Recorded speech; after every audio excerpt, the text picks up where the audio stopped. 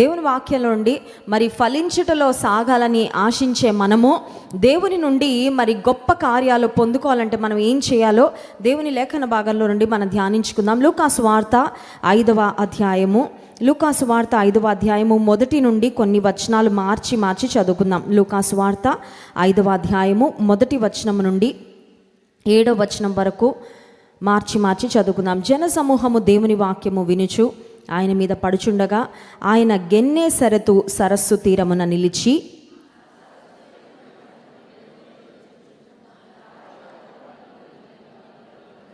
ఆయన దోణెలలో సీమోనుదైన ఒక దోణె ఎక్కి దరి నుండి కొంచెము త్రోయమని అతని అడిగి కూర్చుండి దోణెలో నుండి జన సమూహములకు బోధించుచుండెను.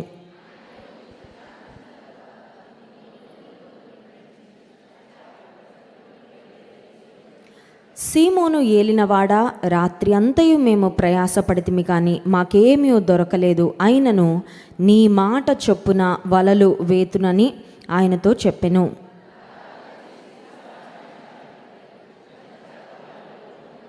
వారు వేరొక దోణిలో ఉన్న తమ పాలివారు వచ్చి తమకు సహాయము చేయవలని వారికి సంజ్ఞలు చేసిరి. వారు వచ్చి 2 దోణెలు మునుగునట్లు, మునిగే అంత సమృద్ధి.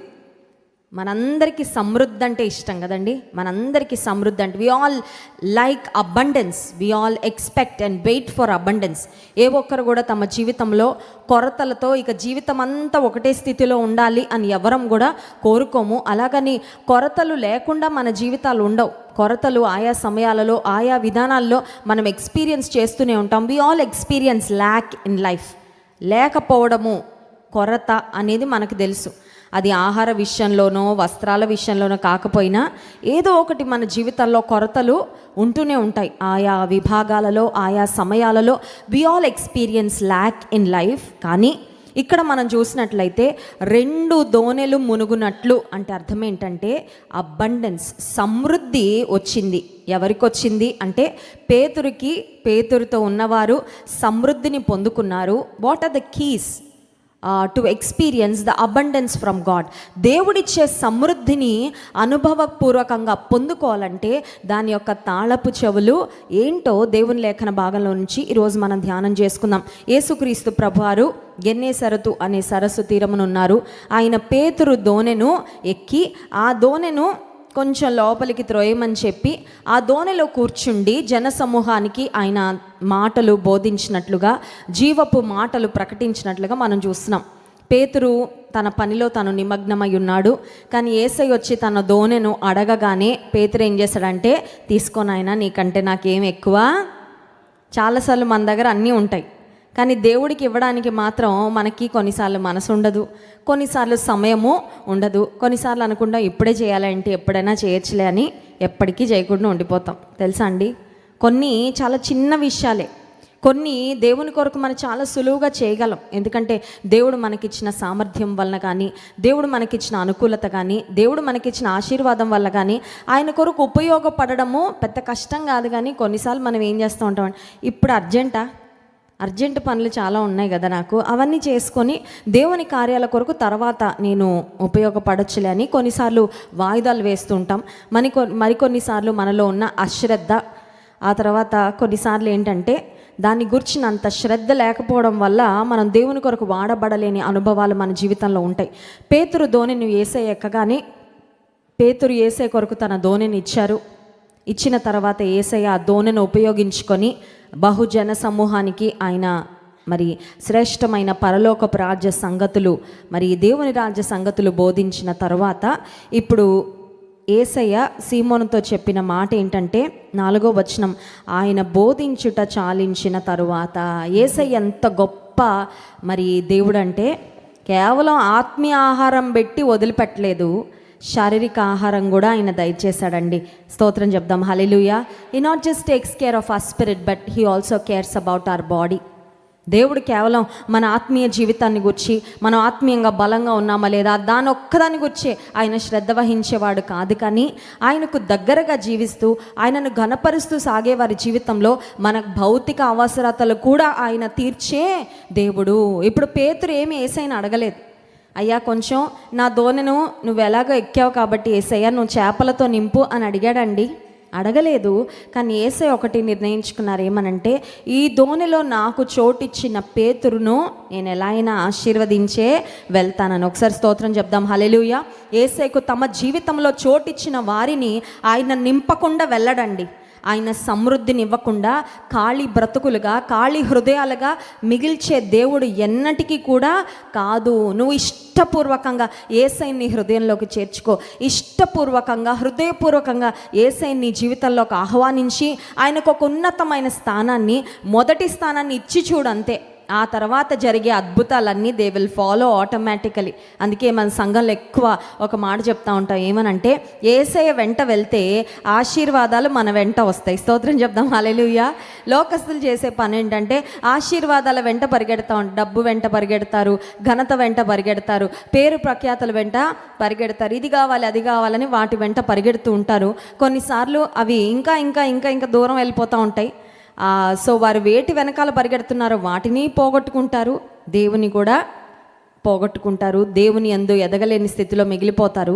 కానీ దేవుని పూర్ణ హృదయంతో వెంబడించి ఆయన రాజ్యమును, ఆయన నీతిని మొదట వెతికితే అప్పుడు అవన్నీ మీకు అనుగ్రహిస్తానని మత్తయి సువార్త 6వ అధ్యాయంలో యేసయ్య ఇచ్చిన వాగ్దాన ప్రకారము ఆయన వెంట వెళ్ళే వారికి ఆయన సమస్తమును అనుగ్రహించే దేవుడు. ఇప్పుడు పేతురు దోణిని ఎక్కిన తర్వాత యేసయ్య చెప్పిన మాట, సువార్త ప్రకటించిన తర్వాత, బోధించుట చాలించిన తర్వాత 4వ వచనం, లూకా సువార్త 5వ అధ్యాయము, నీవు దోణిను లోతునకు నడిపించి చేపలు పట్టుటకు నీ వలలు వేయుడని సీమోనుతో చెప్పగా ఉన్న చోట ఉండద్దు సీమోను, you have to go further. ఇంకా లోపలికి. చాలాసార్లు మన జీవితంలో ఎక్కడున్నాం అక్కడే సెటిల్ అయిపోతాం. సెటిల్ అవ్వడం అంటే తెలుసు కదండి, సొంత ఇల్లు కట్టేసుకున్నామండి, అంతా చుట్టుపక్కల అందరూ అలవాటు అయిపోయారండి, అంత కంఫర్టబుల్గా ఉందండి, ఇంకా మాకు ఇంచు కూడా కదలడం. సరే, సొంత ఇల్లు కట్టుకొని భౌతికంగా సెటిల్ అయితే పర్వాలేదు, ఆత్మీయ జీవితంలో కూడా చాలాసార్లు అలా సెటిల్ అయిపోతాం. చిన్నప్పటి నుంచి 23వ కీర్తన, మొదటి కీర్తన, 91వ కీర్తన, కరోనా సమయంలో 91వ కీర్తన కొద్ది కష్టపడి నేర్చుకున్నామండి. ఇంకా అంతవరకు చాలండి.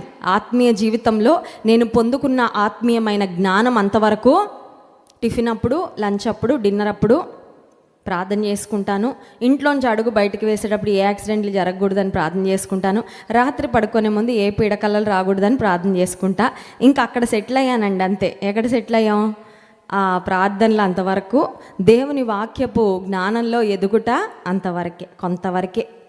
కానీ దేవాది దేవుడు కోరుకుంటున్నది ఏంటంటే you must go further.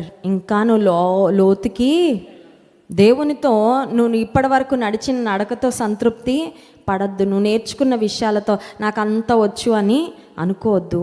I know everything, నాకు ఇంకెవరు చెప్పాల్సిన అవసరం లేదు, నేను మార్చుకోవాల్సింది ఏమీ లేదు, నేను చాలా పర్ఫెక్ట్ అని మనం ఎవ్వరం కూడా భావించాల్సిన అవసరం లేదు. కానీ లోతునకు don't stay where you are. Peter, ఇప్పుడు దోణి ఎక్కడుందో అక్కడ ఉంచొద్దు, గో ఫర్దర్. నువ్వు ఇంకా లోతుకు వెళ్ళు. సరే, లోతుకు వెళ్ళమని యేసయ్య చెప్పగానే ఇప్పుడు పేతురు అంటున్న మాట 5వ వచనం, సీమోను ఏలినవాడా, రాత్రి అంతయు మేము ప్రయాసపడితిమి కానీ మాకేమీ దొరకలేదు. అయినను నీ మాట చొప్పున వలలు వేతునని ఆయనతో చెప్పెను. పేతురు చాలా లాజికల్గా మాట్లాడుతూ ఉన్నాడు.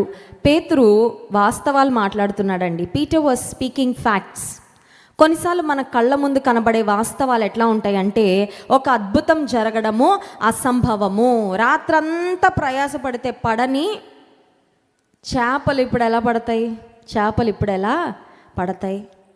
పేతురు, నాకు తెలిసిన దానికన్నా యేసయ్యకి ఎక్కువైతే తెలియదు కదా, ఎందుకంటే నేను పుట్టిందే సముద్రంలో, నేను పెరుగుతూ ఉన్నదే ఇవన్నీ నేర్చుకుంటా పెరిగాను. Because he was a fisherman, జాలరిగా పెరిగాడు, ఆ ప్రొఫెషన్లో ఉన్నాడు, అన్నీ తెలుసు పేతురుకి.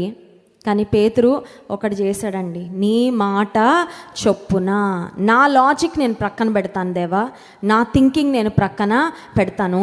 I will use faith and I will obey. నేను విశ్వాసాన్ని వాడతాను, విధేయత చూపిస్తాను. పేతురు దేవుని మాట చొప్పున, యేసయ్య మాట చొప్పున వలలు వేసినప్పుడు 6వ వచనం, వారు అలాగూ చేసి విస్తారమైన చేపలు పట్టిరి, అందుచేత వారి వలలు పిగిలిపోవచ్చుండగా. ఒకసారి అక్కడ ఆగుదామండి. విస్తారమైన చేపలు ఎందుకు వచ్చాయి అంటే, గుర్తుపెట్టుకోండి, వా అనే అక్షరం. విస్తారమైన చేపలు విధేయత మరియు విశ్వాసానికి ఫలంగా వచ్చే. స్తోత్రం చెప్దాం, హల్లెలూయా. ఈ సంవత్సరంలో విస్తారంగా మనం దేవుని కొరకు ఫలించాలంటే, విస్తారమైన ఆశీర్వాదాలు మన జీవితంలో చూడాలంటే ఇవి 2 చేయాలండి. మొదటిది విశ్వాసము, రెండవది విధేయత. Even if we don't feel like doing it. కొన్నిసార్లు మనకి మనసు ఏకీభవించదు. మనసు అంటది ఇంకాసేపు పడుకోలే, ఇంకాసేపు నువ్వు నిరాశలోనే ఉండు, నువ్వు లేవద్దు, నువ్వు దేవుని స్తుతించదు. కొన్నిసార్లు మన మనసు అంగీకరించదు దేవుని కార్యాలు చేయడానికి. కానీ దేవుని మాట చొప్పున ఆయనను ఘనపరచాలని గోల్తోనూ ముందుకు సాగినప్పుడు విస్తారమైన ఆశీర్వాదాలు, విస్తారమైన దీవెనలు ఖచ్చితంగా పొందుకుంటాం. పేతురు అన్నాడు, రాత్రంతా మేము ప్రయాసపడ్డాం. దేవుని సన్నిధి లేకుండా వారు ప్రయాసపడ్డారు. Jesus was not with them in the boat కదా. ఆ ముందు యేసయ్య వారితో దోణిలో లేరు, యేసయ్య మాట కూడా వారికి తోడుగా లేదు.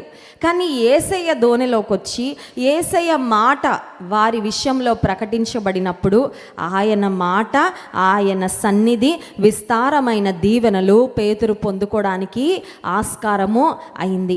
ఇది మనందరికీ తెలిసిన సంఘటన. మనం యూజువల్గా ఇది మెడిటేట్ చేస్తుంటాం. But post resurrection appearances of Jesus Christ, యేసుక్రీస్తు ప్రభువారు మరణాన్ని జయించి తిరిగి లేచిన తర్వాత పునరుత్థానుడైన యేసుక్రీస్తు ప్రభువారు ఆయన శిష్యులకు ప్రత్యక్షమైన సందర్భాలు ఉన్నాయి. వాటిని మనం సువార్తల్లో చూడగలము. యోహాను సువార్త ఆఖరు అధ్యాయం 21వ అధ్యాయానికి వద్దాము.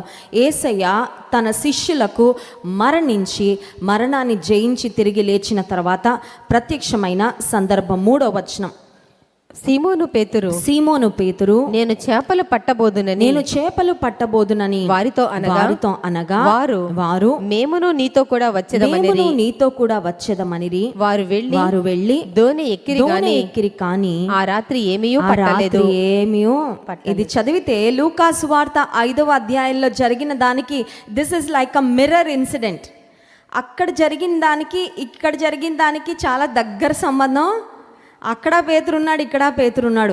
అక్కడ వలలు పట్టుకొని చేపలు పట్టడానికి వెళ్ళారు, ఇక్కడ కూడా చేపలు పట్టడానికి వెళ్ళారు. అక్కడ రాత్రంతా ప్రయాసపడ్డారు, ఒక్క చేప పడలేదు. ఇక్కడ రాత్రంతా ప్రయాసపడ్డారు, చేపలు పట్ట. మరి ఏంటి డిఫరెన్స్ అంటే, అక్కడేమో యేసయ్య వారితో ఉన్నారు, యేసయ్య ఇంకా మరణించక మునుపు. ఇది యేసయ్య మరణించిన తర్వాత నేను మిమ్మల్ని మనుషులను పట్టు జాలర్లుగా చేయుదును అని మరి యేసయ్య వారికి పిలుపునిచ్చిన తర్వాత they were actually called to be fishers of men. But yet Peter decided to go back to fishing. మనుషులను పట్టే జాలరిగా ఆత్మల సంపాదనలో ఉండవలసిన పేతురు చిన్నగా డిస్ట్రాక్ట్ అయిపోయాడండి. చిన్నగా ఏమైందంటే మనసు మళ్ళీపోయింది. మళ్ళీ చేపలు పట్టడానికి వెళ్తానంటే పేతురుతో పాటు మరికొంతమంది శిష్యులు కూడా దోణి ఎక్కారంట. మన నాయకుడే మనతో లేరు కదా, యేసయ్య మనతో లేరు కదా, ఏదో చేపలు పట్టుకుంటా బ్రతికేద్దాంలే, let's go back to fishing. ఒక మాట చెప్పమంటారా, కొన్నిసార్లు ఆత్మీయంగా మనం బలహీనంగా ఉన్న సందర్భాల్లో అపవాది మన పాత జీవితాన్ని జ్ఞాపకం చేసి మళ్ళీ పాత బ్రతుకులోకి లాగాలని చూస్తాడండి. It's a very big temptation. నువ్వు వదిలేసిన సినిమాలు ఉంటాయి కదా, నువ్వు కొద్దిగా దేవుడిలో వీక్ అయినప్పుడు అపవాదంట, అప్పుడు సినిమాలన్నీ మర్చిపోయావా, అప్పుడు నువ్వు బాగా చూసేవాడే కదా, ఇప్పుడు నీ పెట్టుకొని ఒకసారి మళ్ళీ చూడు, అప్పుడు నీకు అది ఫేవరెట్ సాంగ్ కదా, అది వింటే నీ చెవులు ఎలా ఉండేవి, తేనీరు పోసినట్టు ఉండేవి కదా.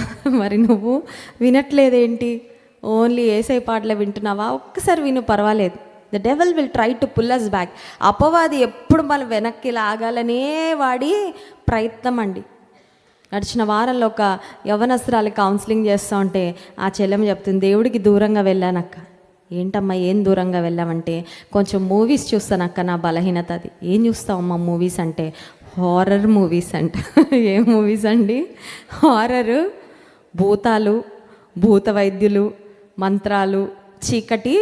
ఒక మాట చెప్పాను, అవి నీకు థ్రిల్లింగ్గా అనిపిస్తున్నాయని చూస్తున్నావేమో, అపవాది నీలో ప్రవేశించడానికి నువ్వు కిటికీలు తలుపులు తెరుస్తున్నట్టు దయచేసి జ్ఞాపకం పెట్టుకో.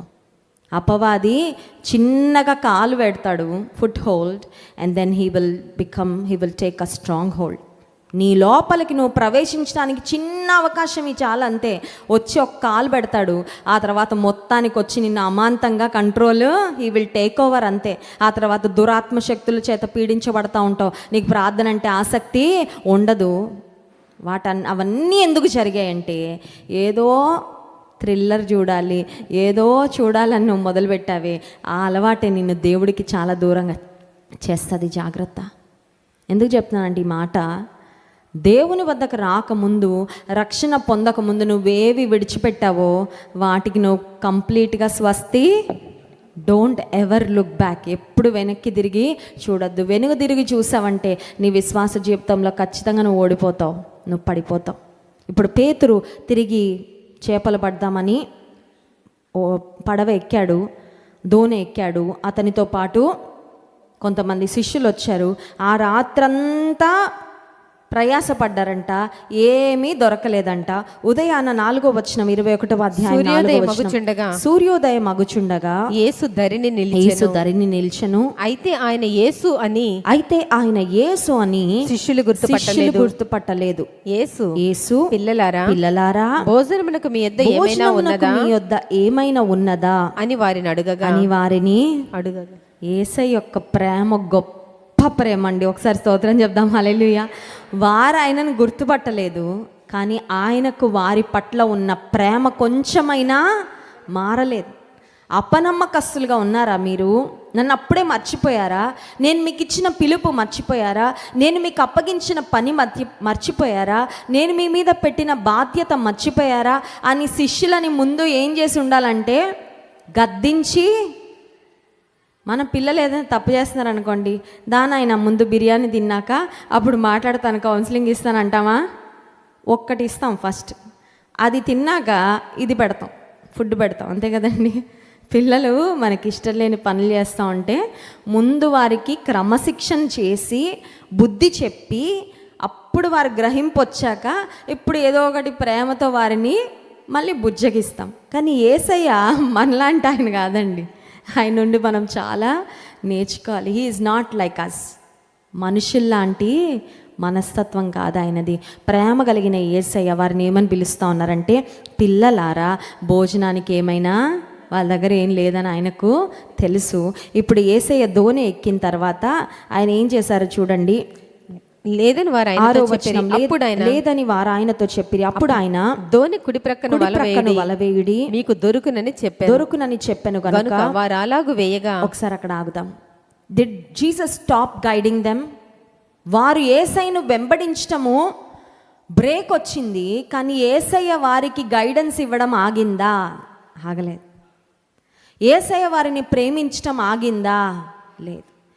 Jesus did not stop loving them, Jesus did not stop guiding them. కొన్నిసార్లు మనకి ఎవరైనా ఇష్టం లేదనుకోండి, కొంతమంది ఇలాంటి పనులు చేస్తూ ఉంటారు. ఏంటంటే వారికి ఏది మంచిదో తెలిసినా తప్పుడు సలహా ఇస్తారండి. వెళ్ళని చూద్దాం ఏం చేస్తారు అని తప్పుడు సలహా ఇచ్చి అదే కరెక్ట్ అలాగే చేయాలి. యేసయ్య పర్ఫెక్ట్గా వారిని గైడ్ చేశారు. వారికి విస్తారమైన చేపలు పడడానికి వారు ఎటు ప్రక్కన వల వేయాలో ఆయన సృష్టికర్త కాబట్టి ఆయనకి సముద్రంలో చేపలు ఎక్కడున్నాయో తెలుసు. ఆయన ఎక్కడికి రప్పించాడో అక్కడ వల వేయమని చెప్పారు. చెప్పిన తర్వాత యేసయ్య చెప్పినట్లుగా వారు వేసినప్పుడు 6వ వచనం మధ్య భాగం నుండి వారు అలాగు వేయగా చేపలు విస్తారముగా పడినందున వల లాగలేకపోయిరి. ఒకసారి చూడండి, నేను ఇందాక చెప్పాను కదా, లూకా సువార్త 5వ అధ్యాయంలో జరిగిన సంఘటనకు this looks like an exact mirror. ఒక అద్దంలో పెడితే కొంచెం కాల వ్యవధిలో ఎగ్జాక్ట్గా అదే జరిగిందండి. కానీ అప్పటికి ఇప్పటికీ యేసయ్య మారలేదు, కానీ శిష్యులు మారారు. అర్థమవుతుందా మీకు? యేసయ్య మారలేదు, ఆయన ప్రేమ మారలేదు, ఆయన కనికరము మారలేదు, ఆయన వారిని ఆశీర్వదించాలని ఆయన మనసు మారలేదు, వారిని సరైన విధానంలో నడిపించాలని ఆయన ఉద్దేశాలు మారలేదు. కానీ శిష్యులు మాత్రం మారిపోయారు. అక్కడ స్పిరిచువల్గా స్ట్రాంగ్గా ఉన్నారు, ఇక్కడ స్పిరిచువల్గా వీక్ అయిపోయారు. అక్కడ దేవుని కొరకు నిలబడి ఉన్నారు, ఇక్కడ వెనుదిరిగిన స్థితిలో ఉన్నారు. అక్కడ ఆత్మీయంగా బలంగా ఉన్నారు, ఇక్కడ ఆత్మీయంగా బలహీనులుగా ఉన్నారు. కానీ దేవుని ప్రేమ మాత్రం వారి పట్ల మారలేదు. క్యాలెండర్లో సంవత్సరం గడుస్తూ ఉంటే ఏం మారుతుంది? అన్నీ మారిపోతున్నాయి. కానీ దేవుడు మాత్రం మారట్లేదు. ఆయన ప్రేమ మాత్రం మన ఎడల మారట్లేదు. ఆయన ఉద్దేశాలు మాత్రం మన ఎడల మారట్లేదు. ఆయన సంకల్పాలు మాత్రము మారవు. అది మనకి ధైర్యాన్ని ఇచ్చే. కొన్నిసార్లు మనం బాగా ప్రేమించిన వారు మనల్ని చూసినా చూడనట్లుగా, మనము అనుకున్నట్లు ఎక్స్పెక్ట్ చేసినట్టు పలకరించకపోతే బాధ కలుగుతుంది. ఏమని తెలుసా? మారిపోయారండి. ఒకప్పుడు చాలా ప్రేమగా ఉండేవారండి, ఒకప్పుడు చూడగానే చాలా బాగా పలకరించేవారండి, మారిపోయారండి. మరి ఎవరైనా నా మీద ఏమన్నా చెప్పారేమో, మరి ఏమన్నా అపార్థమో చేసుకున్నారేమో, ఎన్ని ఆలోచనలు వస్తాయి కదా. బాగా పలకరించేవారు, బాగా ప్రేమగా ఉండేవారు కొంచెం మనతో డిస్టెన్స్ ఉన్నారంటే మనకు అనిపిస్తుంది మారిపోయారు అని బాధ కలుగుతుంది. కానీ మారే ఈ ప్రపంచంలో మారే మనుషులు ఉన్న మారని దేవుడు మాత్రం ఎప్పుడూ మన పక్షంగా ఉంటాడు. స్తోత్రం చెప్దాం. హల్లెలూయా. యేసుక్రీస్తు ప్రభువారు ఆ శిష్యులను కుడి ప్రక్కన వలవేయండి అని చెప్పిన తర్వాత విస్తారమైన చేపలు పడితే 11వ వచనం చూడండి. సీమోను పేతురు దోణి ఎక్కి వలను దరికి లాగెను. అది 153 గొప్ప చేపలతో, అది 153 గొప్ప చేపలతో నిండి ఉండెను. చిన్న చేపలు మనకు తెలుసు కదా, చేపల గురించి నాకు అంత చేపల గురించి తెలియదు, కానీ పేర్లు అవన్నీ తెలీదు. కొన్ని తెలుసు, ఫేమస్ చేపలు తెలుసు. కొన్ని చిన్న చేపలు ఉంటాయి, కొన్ని. ఇప్పుడు యేసయ్య మాట చొప్పున వారు వలలు వేసినప్పుడు ఎలాంటి చేపలు పడినాయి? గొప్ప 153 గ్రేట్ ఫిష్ అని ఉంటుందండి ఇంగ్లీష్ బైబిల్లో. గొప్ప చేపలు అంట. ఆ గొప్ప చేపలు ఎందుకు పడినాయి అంటే యేసయ్య వారిని పోషించాలనుకున్నారు. ఆ రోజు యేసయ్య వారిని సమృద్ధితో నింపాలని. He wanted to make them experience his love and abundance. ఆయన వద్ద ఉన్న సమృద్ధి ఏంటో, ఆయన మాటకు విధేయత చూపిస్తే వచ్చే సమృద్ధి ఏంటో, ఆయన ప్రేమ ఎంత గొప్పగా ఉందో ఆయన చూపించాలనుకున్నాడండి. నిజంగా ఒక మాట చెప్పమంటారా? యేసయ్యకి దగ్గరగా బ్రతుకుతూ ఉంటే ఆయన ప్రేమను మనకి చూపిస్తూనే ఉంటారండి. He will never stop loving us and he will never stop expressing his love towards us. తెలుసా, యేసయ్య ప్రేమలో ఉన్న గొప్పతనం ఏంటంటే ప్రేమించుట ఆపరు, ప్రేమను వ్యక్తపరచుట కూడా. కొన్నిసార్లు ప్రేమ ఉంటుంది, కొంతమందికి వ్యక్తపరచడము రాదు. కొన్నిసార్లు ప్రేమ ఉంటుంది కానీ అంత లోపల రిజర్వాయర్లా పెట్టుకొని ఉంటారు, అంత ఉందని ఎవరికి తెలియదు. కానీ యేసయ్యలో ఉన్న గొప్పతనం ఏంటంటే he will never stop loving us and he will never stop showing his love.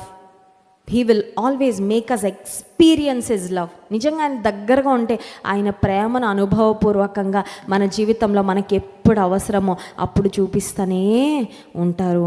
యేసయ్య ఈ గొప్ప అద్భుతం చేసిన తర్వాత అప్పుడు రండి భోజనం చేయండి అని వారిని పిలిచారు. ఆ తర్వాత వారు యేసుక్రీస్తు ప్రభువారిని మరి గుర్తుపట్టి యేసయ్యకు పేతురుకు జరిగిన ఒక మీనింగ్ఫుల్ వెరీ ఇంపార్టెంట్ కాన్వర్జేషన్. ఆ తర్వాత వచనాలు 21వ అధ్యాయం తర్వాత భాగంలో మనం చూసినట్లయితే పేతురుకు యేసయ్యకు మధ్యలో జరిగిన ఒక కాన్వర్జేషన్ మనం చూస్తాం.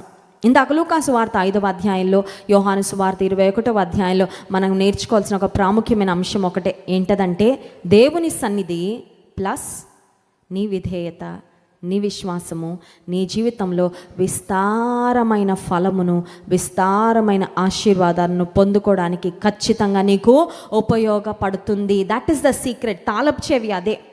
విస్తారమైన ఆశీర్వాదాలు తాళపు చెవి ఏంటి అంటే దేవుని సన్నిధి మనతో ఉండుట, రెండవదిగా మనము చూపించే విశ్వాసము, మనము చూపించే విధేయత. ఒకవేళ ఈ నూతన సంవత్సరానికి వచ్చిన మీరు, మేము ఎలా పోషింపబడతాం, మమ్మల్ని ఎవరు చూసుకుంటారు, మమ్మల్ని ఎవరు పెంచుతారు, నీ పోషణ గురించి ఒకవేళ నీ మనసులో చింత ఉందేమో. నీకు చాలాసార్లు మనం చింతిస్తూ ఉంటాం. మనం చింతించడానికి కొన్నిసార్లు కారణాలు ఉంటాయి, కొన్నిసార్లు ఏ కారణం కూడా. చిన్న మచ్చ వస్తే దాని గురించి చింత తెలుసా అండి? పెళ్ళి కావాల్సిన వాళ్ళు ఉంటారనుకోండి, చిన్న మచ్చ వస్తే ఏం చేస్తారు? పెద్ద చింత. అదే పెద్ద పెద్ద రోగాలు వచ్చిన వాళ్ళు ఎంత చింతపడతారు. ఈ మచ్చ ఎప్పుడు ఎలాగా పోతుంది. That's not a big thing. నువ్వు అది చింతించాల్సినంత పెద్దది. కానీ జీవితంలో చాలాసార్లు మనం చింతిస్తాం. కొంతమందికి ఏదో చిన్న అనారోగ్యం రాగానే గూగుల్కి వెళ్ళిపోతారు. గూగుల్కి వెళ్ళిపోయి ఇక్కడ నొప్పి వస్తుంది ఇలా ఉందనగానే అందులో ఇది ఫలానా పెద్ద పెద్ద సమస్య అయిండొచ్చు. కొన్ని సంవత్సరాల తర్వాత it can also lead to death అని రాస్తారు. చదివారండి అలా ఎప్పుడైనా? మెడికల్ టెస్ట్లకు వెళ్తామండి, రిపోర్ట్ వస్తుంది, అదేదో పెద్ద మెడికల్ టర్మినాలజీలో అదేదో ఇస్తాడు, మనకదే తెలియదు. అది వెళ్ళి నెట్లో పెట్టి వాట్ ఈస్ దిస్ అని కొడతాం. కొట్టగానే కింది ఇస్తాడు ఇంత పెద్ద చాటభారతం. అందులో ఏమని ఉంటుందంటే, ఇది ముదిరిందంటే ఏదైనా అవ్వచ్చు, అది అవ్వచ్చు, ఇది అవ్వచ్చు, కొన్ని సందర్భాలలో చావుకి కూడా దారి తీయచ్చు అనగానే ఇంకా అక్కడ ఉండిపోద్ది మన మనసు. ఎక్కడ అమ్మో అని, అసలు ఏమీ లేదు నీకు, అది ఏదో కొంచెం బలహీనత, దేవుని కృప వల్ల నీకు స్వస్థత కలుగుతుంది. ఇక్కడ డాక్టర్ల సహాయము, పరమ వైద్యుని సహాయము, 2 సహాయాలు నీకున్నాయి. You will be well, you will be fine. కానీ మనుషులంగా మనం కొన్నిసార్లు చింతతో ఇంకా రోగం ముదరగొట్టుకుంటాం అనవసరంగా చింతించి. అందుకే యేసుక్రీస్తు ప్రభువారు మత్తయి సువార్త 6వ అధ్యాయము 25వ వచనంలో యేసయ్య చెప్పిన మాట చూడండి. మత్తయి సువార్త 5వ అధ్యాయం 26వ వచనం. అందువలన నేను మీతో చెప్పినదేమనగా ఏమి తిందుమో ఏమి త్రాగుదుమో అని మీ ప్రాణమును గూర్చి అయినను ఏమి ధరించుకొందుమో అని మీ దేహమును గూర్చి అయినను చింతింపకుడి. ఆహారము కంటే ప్రాణమును వస్త్రము కంటే దేహమును గొప్పవి కావా? Are you worrying about what you eat? ఏం తిందామా అని చింతిస్తున్నావా? ఏం త్రాగుదామా అని చింతిస్తున్నావా? ఏమి ధరించుకుందామా అని చింతిస్తున్నావా? వీటి గురించి నువ్వు చింతించాల్సిన అవసరం లేదు అంటూ ఒక అద్భుతమైన ఎగ్జాంపుల్ ఇచ్చారు. చూడండి యేసయ్య 26వ వచనం. ఆకాశ పక్షులను చూడుడి. ఎప్పుడైనా చూసారా? చూసాక ఏమనిపిస్తుంది? ఏమీ అనిపించదు, అంతే కదా.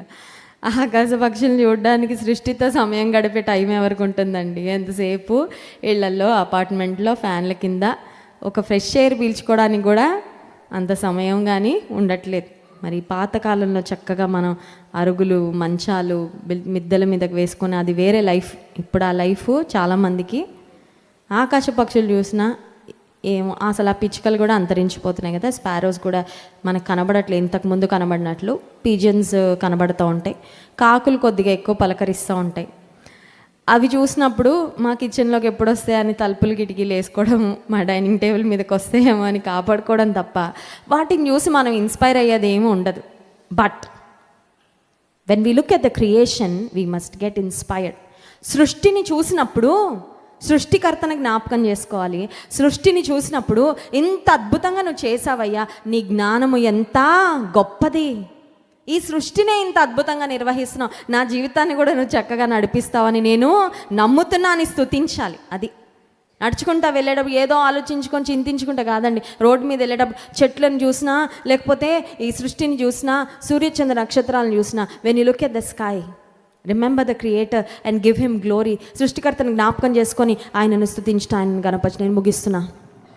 ఆకాశ పక్షులు ఈసారి కనబడితే ఏం చేయాలి తెలుసా? వీటిని పోషిస్తున్న దేవుడు నన్ను కూడా పోషిస్తున్నావయ్యా, వీటిని పోషిస్తున్న దేవుడు నన్ను కూడా పోషిస్తావయ్యా, నీకు స్తోత్రాలు. స్తోత్రం చెప్దాం. హల్లెలూయా. ఆకాశ పక్షులకు బ్రేక్ఫాస్ట్, లంచ్, డిన్నర్ ఎవరు చేసి పెడుతున్నారు? కానీ రోడ్డు మీద వెళ్ళేటప్పుడు ఒక పక్షి ఆకలితో బక్క చిక్కిపోయి చనిపోవడం ఎప్పుడైనా చూసారా మీరు? నేనైతే చూడలేదండి. మీరు ఎవరైనా చూసారా? కరెంట్ షాక్ తగిలి పక్షులు చచ్చిపోతుంటాయి కొన్నిసార్లు. అవి కరెంట్ వైర్స్ మీద, హై టెన్షన్ వైర్స్ మీద తెలియకుండా ల్యాండ్ అయ్యి కాళ్ళు పెట్టి, ఇంకేదేదో కారణం చేత పక్షులు చనిపోతాయేమో. కానీ ఆకలితో అలమటించి చనిపోయిన పక్షిని నేనైతే ఇంతవరకు, పోనీ అవి ఏదో మన ఇళ్ళలోకి వచ్చి ఏదో తింటున్నాయంటే, అమెజాన్ ఫారెస్ట్లు, పెద్ద పెద్ద చిట్టడవులు, కారడవుల్లో ఉన్న పక్షులు చూడండి ఎంత ఫ్రెష్గా, ఎంత స్ట్రాంగ్గా, ఎంత హెల్దీగా ఉంటాయో. వాటిని ఎవరు పోషిస్తున్నారు? సృష్టికర్త పోషిస్తున్నారు. ఒకవేళ ఈ నూతన సంవత్సరంలో are you worrying about your food? నా ఇంటిని ఎలా పోషించాలి, నా భార్యని, పిల్లల్ని ఎలా పోషించాలి, నా ఆర్థిక స్థితి ఇలాగుందే, మాకున్నది మాకే చాలని పరిస్థితి అన్న చింత నీలో ఉన్నట్లయితే ఈ సంవత్సరం యొక్క ప్రారంభంలో దేవునితో మాట్లాడుతున్నాడు. ఆకాశ పక్షులను పోషించిన దేవుడు 26వ వచనం, ఆకాశ పక్షులను చూడుడి, అవి విత్తవు, అవి విత్తవు, కోయవు, కొట్లలో కూర్చుకొనవు, అయినను మీ పరలోకపు తండ్రి వాటిని పోషించుచున్నాడు. మీరు వాటికంటే బహుశ్రేష్ఠులు కారా. స్తోత్రం చెప్దాం. హల్లెలూయా. ఒక్కొక్క పక్షికి పేరుంటదా? ఒక్కొక్క పక్షికి మనలాంటి ఇల్లు ఉంటుందా? ఏమో, ఎక్కడ ఇల్లో ఎక్కడ వాకిలో వాటి పేర్లు ఏం తెలియదు. బట్ దేవుడు తన రూపంలో తన పోలికలో మనల్ని సృష్టించుకున్నాడు. ఆయన మన ఎడల గొప్ప ప్రేమ కలిగిన దేవుడు. ఆఫ్టర్ ఆల్ ఆకాశ పక్షుల్ని దేవుడు పోషిస్తున్నాడు. నిన్ను నన్ను పోషించడా? వాటి గురించే అంత శ్రద్ధ వహిస్తున్న దేవుడు మన జీవిత పట్ల ఆయనకి శ్రద్ధ ఉండదా? ఖచ్చితంగా ఆయన తన కృపను కనపరిచే దేవుడు, ఖచ్చితంగా మనలను కాపాడే దేవుడు, సంరక్షించే దేవుడు, పోషించే దేవుడు. ఇంకొక మాట జ్ఞాపకం చేసి ముగిస్తాను. 5 రొట్టెలు 2 చేపలతో 5,000 మంది పురుషులు, ఆ తర్వాత స్త్రీలు, పిల్లలు, probably it was more than 10,000 crowd. ఖచ్చితంగా ఒక 10,000 మందికి పైగానే గుంపుండి ఉంటారు. వారందరూ ఏసై మాటలు వినడానికి వచ్చినప్పుడు ఏసై బోధించడం అయిపోయిన తర్వాత చీకటి పడిపోయింది. It was time for them to disperse. వారందరూ ఎవరి గృహాలకు వారు వెళ్ళిపోయే సమయం. ఏసయ్య మమ్మల్ని పోషించాల్సిందే అని వారు ఎవరైనా ధర్నా చేశారండి? పోషించాలి అని ఎవరైనా అడిగారా? అడగలేదు. ధర్నా కూడా. కానీ ఏసై ఏం చేశాడు? భోజనం పెట్టకుండా, ఎందుకు చెప్తున్నా అంటే ఈ మాట, నువ్వు ఆత్మీయ ఆహారం కొరకు ఆశపడే వ్యక్తివైతే, ఆయన పాదాల వద్ద ఉండాలని ఆశపడే వ్యక్తివైతే నీ కడుపు కూడా ఆయన నింపుతాడు. స్తోత్రం చెప్దాం. హల్లెలూయా. You do not have to worry about these things. ఈ లోక సంబంధమైన విషయాల కొరకు, తినడము, ఏం త్రాగాలి, ఏం తినాలి, ఏం ధరించుకోవాలి, నువ్వు వరీ అవ్వాల్సిన అవసరం లేదు. ఎందుకంటే యేసయ్య బోధ వినడానికి ఆయన వద్దకు వచ్చిన 5,000 మంది పురుషులు, ఆ పైన ఇంకా స్త్రీలు, పిల్లలు, వారందరి యొక్క భౌతికపరమైన ఆకలిని తీర్చే బాధ్యత వారు అడగకపోయినా, నువ్వు ఆయన మీద ఆధారపడుతూ విశ్వాసంతో ఆయన వైపు చూస్తూ ఉంటే నువ్వు అడిగినవి ఇస్తాడు, నువ్వు అడగకపోయినా నీకు ఇస్తాడు. స్తోత్రం చెప్దాం. హల్లెలూయా. కళ్ళు మూసుకోండి, ప్రార్థన చేసుకుందాం. ఉదయకాల సమయంలో దేవుడు మన పోషకుడని ఆయన మనకు జ్ఞాపకం చేశాడు. ఇంతకాలము నన్ను పోషించావు ప్రవ్వా, నన్నేనాడు నువ్వు పస్తులుంచలేదయ్యా, నన్ను పస్తులుంచలేదు ప్రభా. ఆనాడు కాకోలముల చేత ప్రవక్త అయిన ఏలియాకు దేవుడు ఆహారాన్ని పంపించాడు. He fed his profit with ravens. ఒక విధవరాలికి ఆజ్ఞాపించాడు దేవుడు తన సేవకుని పోషించుమని. నిజమే, ఆయన మన పోషణకర్త అయిన వాడు. ఆయన మనల్ని పస్తులుంచే దేవుడు కాదు. దేవాన్ని నీ మీద ఆధారపడుతున్నా ప్రభా. వేటిని గురించి నేను చింతపడాలో వాటి గురించి కాకుండా వ్యర్థమైన చింతలతో నాయన నేను చాలాసార్లు నా సమయాన్ని గడుపుతా ఉన్నా. Help me to be more concerned about my spiritual life. నా ఆత్మీయ జీవితము, నా ఆత్మీయ స్థితిని గురించి నేను ఎక్కువ శ్రద్ధ కలిగి ఉండాలి. కానీ ఏమి తిందుమో, ఏమి త్రాగుదమో, ఏమి ధరించుకుందామో అనే ఆలోచనల కొరకు ప్రభా, I should not be overly consumed with thoughts about those things. వాటి గురించి నేను ఆలోచించి నా సమయాన్ని వ్యర్థపరచుకోకూడదయ్యా. ఆకాశ పక్షులను పోషించే దేవుడు మమ్మల్ని కూడా నువ్వు పోషించేవాడు. ఇంతవరకు మమ్మల్ని పోషించావయ్యా, నీకు స్తోత్రాలని దేవుని స్తుతిద్దాం. పరిశుద్ధుడా, ప్రేమ కలిగిన తండ్రి, నీకు స్తోత్రాలు. పేతురు దోణిలో నాయన నీకు చోటిచ్చినప్పుడు 2 దోణెలు నిండున అంతగా ప్రభా గొప్ప చేపలు వారికి అనుగ్రహించి సమృద్ధిని దయచేశావు. 153 గొప్ప చేపలు ప్రభా నీ శిష్యులకు నువ్వు ఇచ్చి వారిని పోషించావు. వారి పట్ల నీకు ప్రేమ ఉందని, శ్రద్ధ ఉందని కనపరిచావు. కొదువలతో, కొరతలతో ఉన్న మా జీవితాలను కూడా మీరు నింపండి ప్రభా. మాకేం అవసరమో అది మీరు దయచేయండి. మాకు సమృద్ధిని ఇవ్వండి ప్రభా. యెహోవా నా కాపరి, నాకు లేమి కలగదు అన్న అనుభవంలో మమ్మల్ని అందరిని నడిపించి నీ రాజ్యాన్ని, నీతిని మొదట వెదికే కృప మాకు దయచేయమని మిమ్మల్ని ఆరాధించి స్తుతించబోతుండగా ఆరాధన ఆత్మతో మమ్మల్ని నింపుమని యేసు నామములో ప్రార్థిస్తున్నాము తండ్రి. ఆమేన్.